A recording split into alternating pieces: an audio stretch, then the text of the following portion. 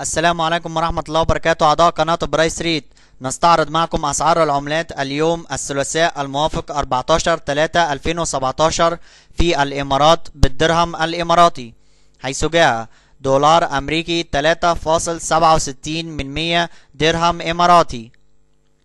يورو 3.91 درهم إماراتي،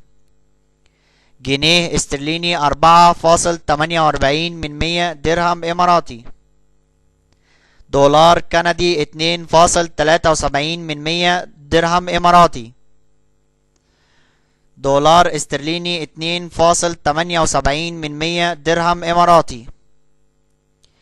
ين ياباني 3 درهم إماراتي،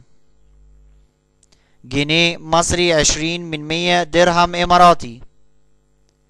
دينار كويتي 12.12 درهم إماراتي،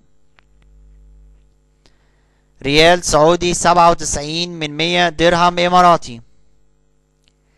جنيه سوداني 57 درهم إماراتي، دينار جزائري 3 درهم إماراتي، دينار بحريني 9.74 درهم إماراتي، دينار عراقي 3 درهم إماراتي، دينار أردني 5.17 درهم إماراتي،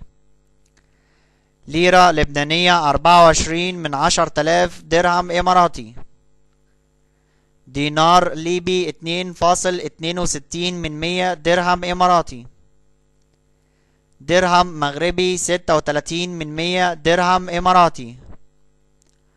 ليرة سورية 1 درهم إماراتي،